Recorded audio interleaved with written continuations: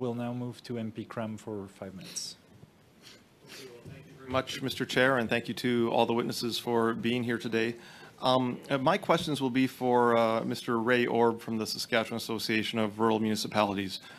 So, Mr. Orb, we're in a difficult situation here in that this particular bill applies to Alberta, Saskatchewan, and Manitoba only, but it will be voted on by members of Parliament from all across the country. So I was wondering if you could give the parliamentarians here in Ottawa an idea of what does the oil and gas sector mean to the economy and the way of life of the people of Saskatchewan?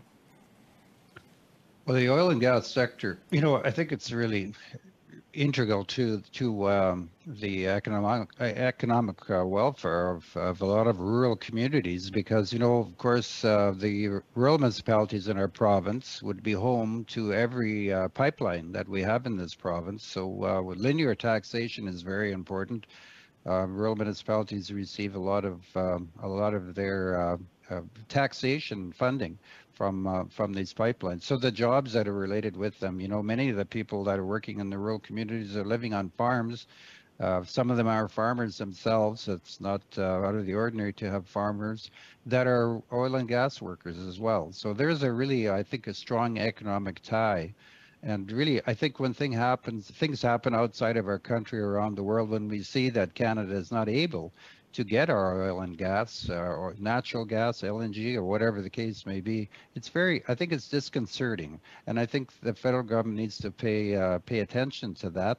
I would say that more than a private member's bill, we need to have a good discussion in our country about energy, and that's all forms of energy. That's renewables, small modular reactors, nuclear power, nuclear energy is important, but so is oil and gas, and I think we have to remember all of those.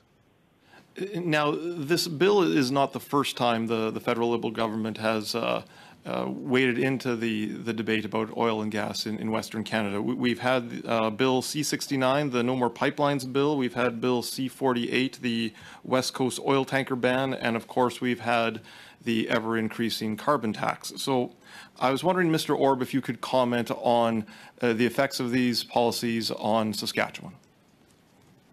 Well, the Environmental Impact Assessment Act, I think that's a bill that you're referring to, Bill C-69, does have implications for rural municipalities and our rural economy. And part of that is actually the Navigable Waters Act that SARM was really concerned about the federal government making a new bill, bringing some amendments in that would affect how municipalities do business from day to day. And it has to do with transportation on rivers and streams, being able to build bridges in some places that it would be very expensive to do that because of the bureaucratic red tape that was created by that bill.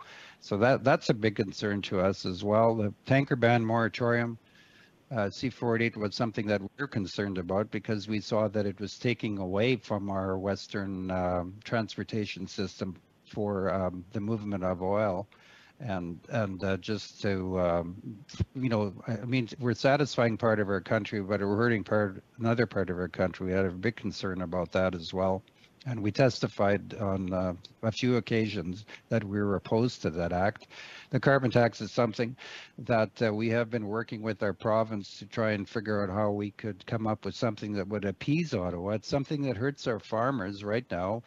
Even as far as trying to convince the federal government that we need rebates for grain drying, propane and especially, and we still haven't seen any meaningful action on that file. So I think that's something that hurts agriculture because it puts our farmers in Saskatchewan at a disadvantage compared even to our American farmers who are our competitors. And it's really unfair that the federal government is not acting sooner on some kind of a rebate plan. And in the time I have left, would you be able to share with the committee some of the highlights of the good environmentally beneficial projects and activities that have been going on in Saskatchewan independently of federal government interference? Well, maybe one example that I just made reference to was small modular reactors. SMR is something that our province, in particular Sask Power, and SARM, we've been sort of partnering, I would say, on the initial consultations for that. Ottawa is not directly involved in it, although I understand that Ottawa does support the concept of being able to do that. But we're really in this province, I think we're leading the way. New Brunswick, some of the other provinces, Ontario, and I think just recently Alberta signed on to a kind of a MOU to work together on those. But creating nuclear power, I think, is very important. Number one, we need to be able to share electricity a lot more efficiently and things like that with other provinces. But I think that's one good example. The other one I did mention was the Saskatchewan Soil Conservation Association project that we partnered with this organization to show that farmers are sequestering carbon. And we're taking a lot of carbon out of the atmosphere, but we're not able to convince the federal government that farmers should be qualified for offsets or carbon credits, because the federal government says it's business as usual, it's nothing new, but farmers are developing and adapting new technology all of the time, and we still can't seem to get the credit for it. Merci beaucoup, Monsieur Orb. Je passerai la parole à Madame Thank you, Mr. Orb.